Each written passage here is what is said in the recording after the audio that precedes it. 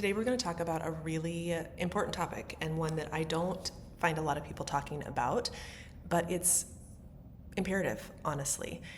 The conversation is why transparency about leadership transitions builds donor trust and future funding.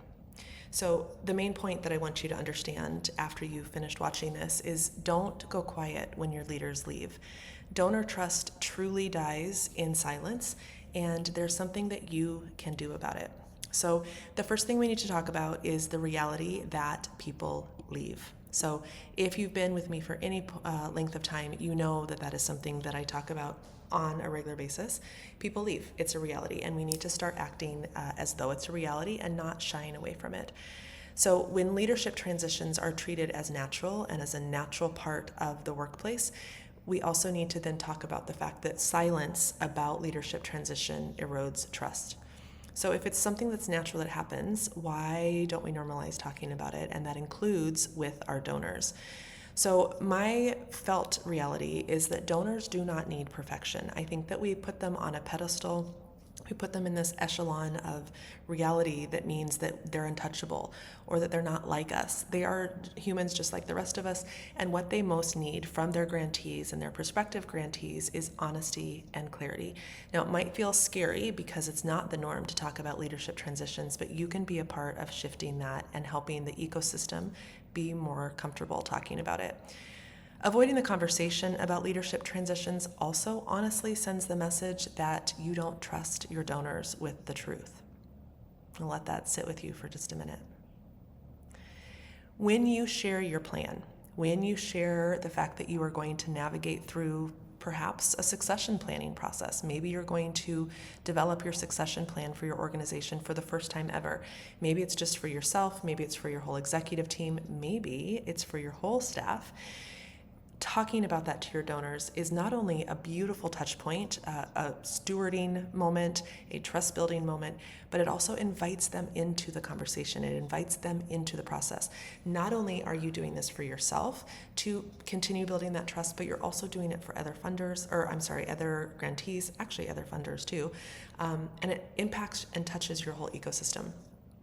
Transparency, though, does not have to mean certainty. You don't have to know exactly what's going to happen. You don't even have to know whether you have an upcoming transition in the near future. The reality is people leave, we just don't know when. And so it doesn't mean that you have to know exactly what you're talking about. You don't have to know all of the details, but when you name it and say that to your donors and your prospective donors, it invites them into the process. It also, when you share this plan, it models that you have a relational maturity, which is something that a lot of nonprofits don't show their donors, and so you can stand out in that way. Not that we're trying to, in this video, give you tips and pointers on how to stand out and win in the competition for funding, but it helps you model that maturity for your organization, and it does not expose weakness.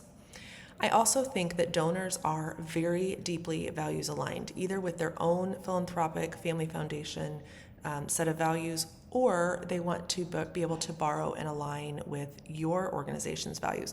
So showing that your values live throughout your organization and during transitions is really, really important. So talk to your donors. If you want some more tidbits and more information on how to do that, communication scripts, if you need a little boost of encouragement, get in touch with me. You can reach me at support@8thandhome.com. That's support at 8, the number 8, THANDHOME.com. I have a couple questions to leave you with.